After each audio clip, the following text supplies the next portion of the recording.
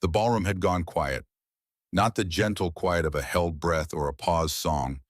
This was the kind of silence that falls when something is about to break, when the air itself seems to know that nothing will ever be the same again.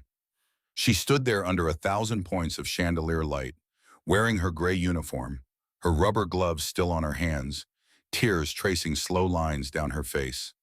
Around her, men in tuxedos and women draped in diamonds had been laughing just seconds before.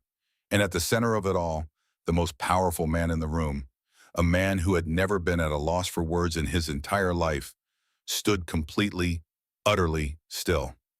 His hand moved slowly to his chest. His mouth opened and closed. His eyes, wide with something that looked almost like grief, stayed locked on her face. "Do you know who she is?" Someone whispered behind him. He didn't answer. He couldn't. But how did a poor cleaning woman end up at the center of New York's most exclusive gala? And why did the sight of her face reduce a billionaire to silence? Let's go back to the beginning. Her name was Adeze Okafor. And most mornings she was morning she was awake before the sun. She lived in a small apartment in the Bronx, the kind of building where the radiator clanked through the night like it was trying to say something, and the elevator had been broken for so long that the residents had simply stopped expecting it to work.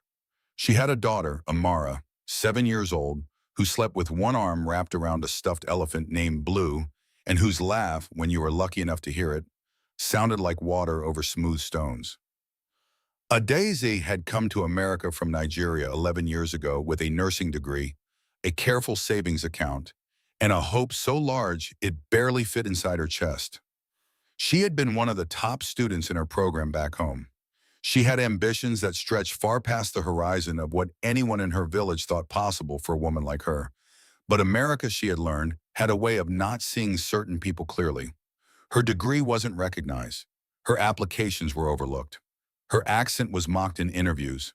And slowly, steadily, the savings had thinned, the opportunities had narrowed, and Adeze had found herself doing what so many invisible women in this city do, cleaning up after the people who never learned her name. She worked for an event staffing company called Prestige Services. They cleaned hotels, office towers, and on special occasions, the grand ballrooms of Manhattan's elite. She was good at her job. She was thorough and quiet and professional. She took pride in leaving every surface gleaming, every room transformed. Her supervisor, a tired woman named Donna, had once told her she was the best worker on the crew. Adeze had thanked her and gone back to mopping. Tonight's assignment was the Whitmore Gala, the annual charity event hosted by Harrison Whitmore, founder of Whitmore Capital, a man whose name appeared on hospital wings, university buildings, and Forbes lists with equal regularity. The event raised money for children's education initiatives. There was deep irony in that, though Adeze hadn't allowed herself to think about it. She was there to clean, not to think, or at least that's what the night was supposed to be. Harrison Whitmore was not a cruel man exactly. He was simply the kind of man who had been powerful for so long that other people had become scenery to him. He walked through rooms the way a king walks through his own halls, not unkindly but unseeing. He shook hands with donors, smiled at cameras, whispered strategies to his assistant Marcus, and barely registered the staff moving around him like water around stones. To him, the cleaning crew was part of the venue, like the chandeliers, like the carpet. He had no reason to look at Adeze that evening. No reason at all. Until he did. The trouble began, as it so often does, with laughter. It was about 2 hours into the event. The guests were on their third glasses of champagne, the string quartet had shifted to something livelier, and the ballroom was thick with the warm self-congratulation of people who believed their presence at a charity gala made them good. Adeze had been called in early. A server had spilled an entire tray of red wine near the main entrance, and the stain needed to be managed before guests noticed. She moved quickly, efficiently, kneeling on the marble with her cleaning kit, invisible to the crowd flowing around her. But then one man stopped. A heavy-set guest in a too-tight tuxedo, already loud with drink, gestured toward her and said something to the woman beside him. The woman laughed, a high, sharp sound that cut through the music. Others nearby turned, and suddenly Adeze became visible in the worst possible way, as a punchline. Someone made a comment about the help, Someone else added to it. A small pocket of cruel amusement rippled outward. Adeze did not look up. She had learned long ago that looking up only invited more. She kept her hands moving. She focused on the stain, on the fibers of the marble, on the rhythm of the work. She breathed slowly. She thought of Amara. She thought of Blue the stuffed elephant.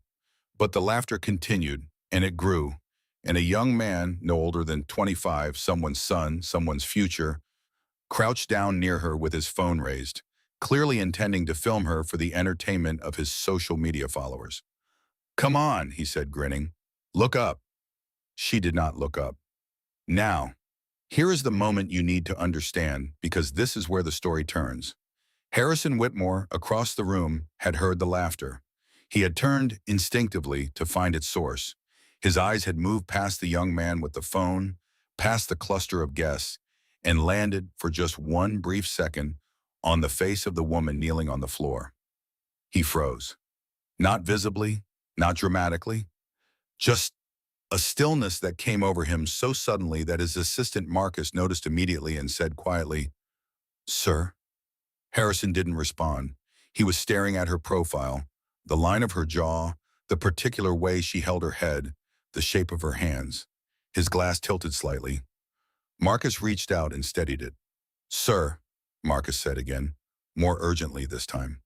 "That woman," Harrison said, barely above a whisper. "Who is she?" Marcus looked. "Cleaning staff, I believe. Prestige Services sends a crew for—" "Get me her name," Harrison said. His voice was different now, low and careful, like a man handling something breakable. What Marcus didn't know, what no one in that room knew, was that 12 years ago, Harrison Whitmore had been a different man, not yet a billionaire, not yet certain. He had been 31 years old, recently divorced, and had been in a car accident on a rain-slicked road outside of Accra, Ghana, where he had been on a business trip that was going nowhere. He had been unconscious for 2 days in a small regional hospital with limited supplies and an overwhelmed staff.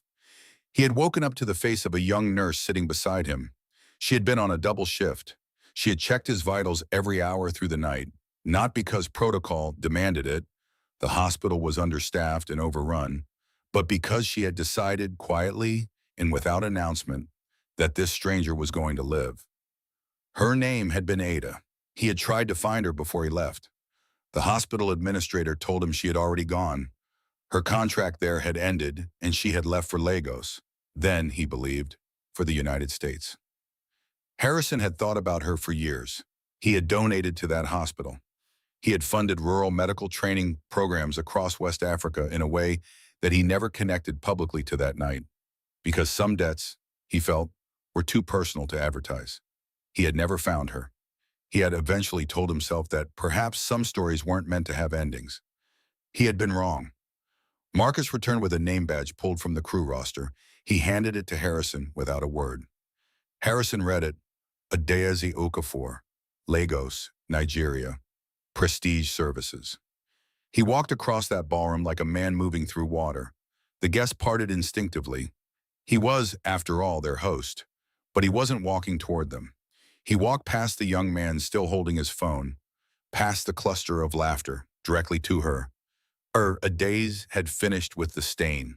She was rising to her feet, collecting her kit, preparing to disappear back into the margins of the evening, when she heard the room shift.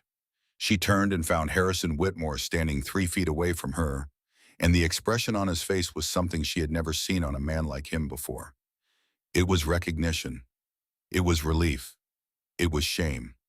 "Ada," he said softly. He hadn't meant to use her nickname. It had simply come out of him, from somewhere unguarded.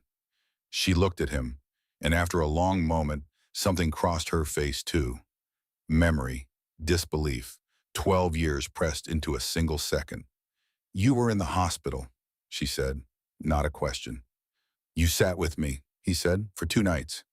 They told me you didn't have to, that it wasn't your assigned—" "You were alone," she said simply, as if that explained everything.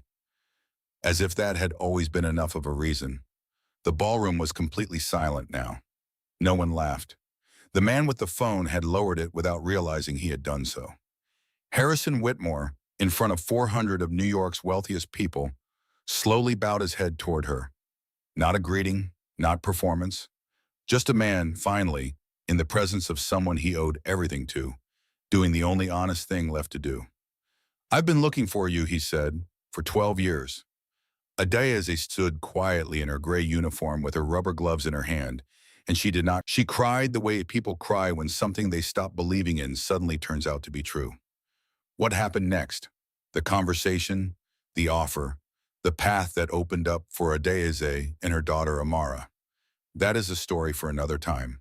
What matters is what happened in that room, in that silence, under those chandeliers. A woman who had been laughed at, a man who finally truly saw her, and a debt that had been waiting 12 years to be acknowledged. We move through this world deciding moment to moment who deserves our attention, who deserves our kindness, who is worth slowing down for. And most of the time, we get it wrong. We look at a uniform and stop looking at a person. We hear an accent and stop hearing a story. We see someone on their knees cleaning a floor, and we forget, or maybe we never bother to learn, what they carry with them. Adeze had carried her dignity through every room that tried to take it from her. She had carried her daughter. She had carried a nursing degree that no one recognized and a hope that refused, stubbornly, magnificently, to die. She had